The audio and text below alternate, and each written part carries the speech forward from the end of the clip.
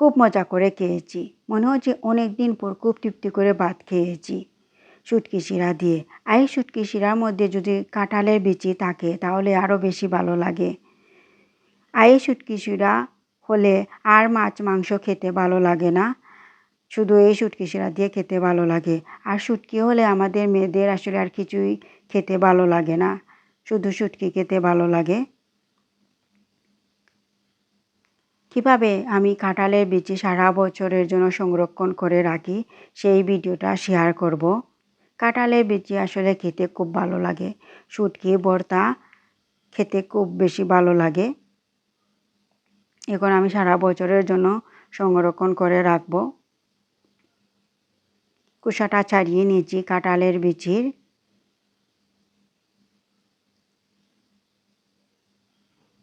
আর এই খোসা আমি ছাড়াবো না, এত কষ্ট করব না।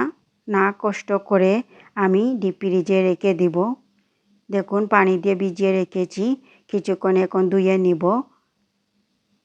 সিদ্ধ দেওয়ার জন্য। আর দেখুন এমনিতে কিন্তু খোসাটা উঠে আসছে।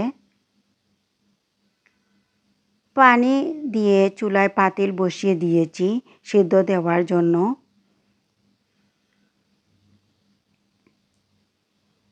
যখন একটা বলক চলে আসবে তখন আমি কাঁঠালের বিচি দিয়ে দিব এই পানির মধ্যে। এখন ঢাকনা লাগিয়ে যখন বলক চলে আসবে তখন আমি কাঁঠালের বিচি দিয়ে দিব। দেখুন একটা বলক চলে এসেছে, এখন আমি কাঁঠালের বিচি দিয়ে দিব। কাঁঠালের বিচি দিয়ে দিয়েছি, এখন নেড়েচেড়ে দিচ্ছি। এখন যখন আর একটা বলক চলে আসবে তখন আমি চুলাটা অফ করে নেব। বেশি জাল দিব না, বেশি জাল দিলে কাঁঠালের বিচি সিদ্ধ হয়ে যাবে, পরে আর কাঁঠালের বিচির টেস্ট থাকবে না, খেতে ভালো লাগবে না। দেখুন একটা বলক চলে এসেছে, এখন আমি চুলা থেকে নামিয়ে নিব, চুলাটা অফ করে নিব। আর এখন একটা স্ট্যান্ডারে নিয়ে নিব, ঠান্ডা করে নিব। এখন একটা স্ট্যান্ডারে নিয়েছি আর ঠান্ডা হয়ে গিয়েছে দেখুন। আর কিভাবে খোসাটা উঠে আসছে দেখুন, এত কষ্ট করতে হয় না।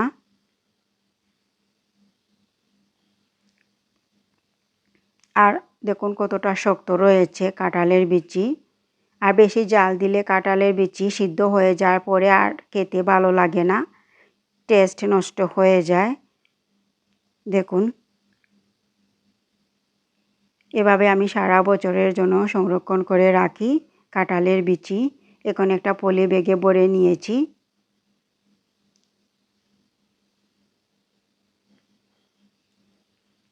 এখন আমি ডিপ ফ্রিজে রেখে দিব কাঁঠালের বিচি। এভাবে এখন রান্নার জন্য ডিপ ফ্রিজ থেকে বের করে নিয়েছি।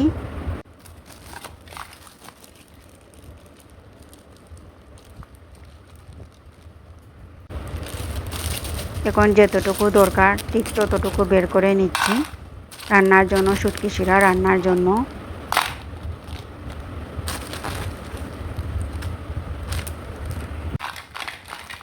দেখুন বের করে নিয়েছি আর বাকিগুলো ডিপ ফ্রিজে রেখে দিয়েছি। আর এখন পানি দিচ্ছি।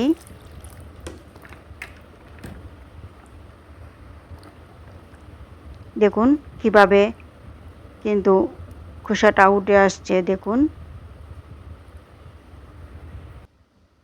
এভাবে খুব তাড়াতাড়ি কিন্তু খোসাটা উঠে আসে, এত কষ্ট করতে হয় না।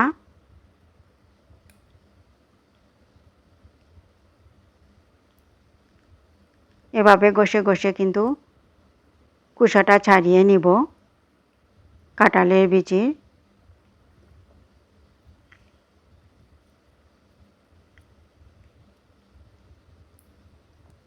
হাত দিয়ে ঘষে ঘষে ধুয়ে নিলে খোসাটা এমনিতে উঠে আসে। ধুয়ে নিয়েছি দেখুন, খোসাটা কিন্তু উঠে গিয়েছে আর কত সুন্দর হয়েছে দেখুন। এখন আমি কেটে নিয়েছি, 2 পিস করে নিয়েছি শুটকি শিরা রান্নার জন্য। শুটকি শিরা রান্নার জন্য চুলায় বসিয়ে দিয়েছি পাতিল, আর এখানে দিয়েছি কলমি শাক, ভেন্ডি আর কচুরমুখী আর রসুন দিয়েছি, আর এখানে দিয়েছি কাঁঠালের বিচি,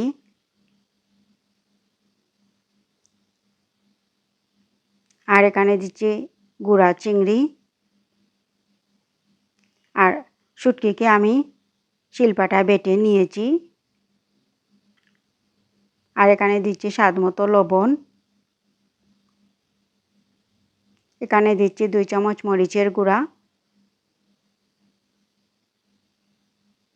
আর 1 চামচ হলুদ দিয়েছি, আর এখানে দিয়ে দিচ্ছি পানি। এখন ঢাকনা লাগিয়ে রান্না করব, চুলার আগুন জ্বালিয়ে দিব। এখন দিয়ে দিচ্ছি কয়েকটা কাঁচামরিচ। এখন ঢাকনা লাগিয়ে রান্না করব। কিছুক্ষণ রান্না করার পর দেখুন শাক মজে গিয়ে নিচের দিকে নেমে গিয়েছে।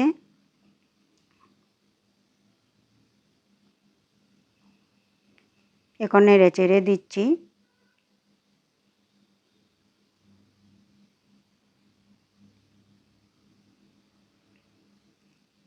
এখন ঢাকনা লাগিয়ে রান্না করব, যাতে সব কিছু সিদ্ধ হয়ে যায়। কিছুক্ষণ রান্না করার পর এখন আমি দিয়ে দিব ধনিয়ার পাতা।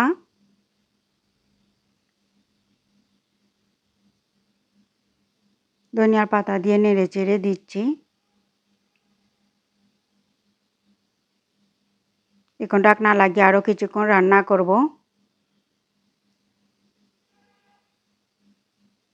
আরও কিছুক্ষণ রান্না করে নিয়েছি।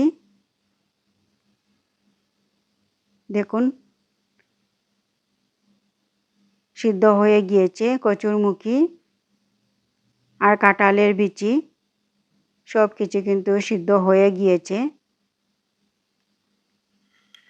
এখন নেড়ে চেড়ে আমি চুলাটা অফ করে নিব।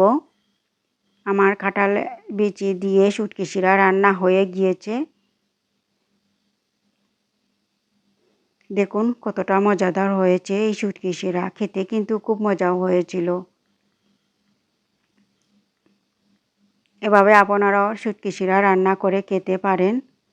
শুটকি হলে আসলে আর কিছুই লাগে না। আর এই শুটকি শিরা রান্নাটা খুব মজা হয়েছিল। সবাই ভালো থাকবেন। আল্লাহ হাফিজ।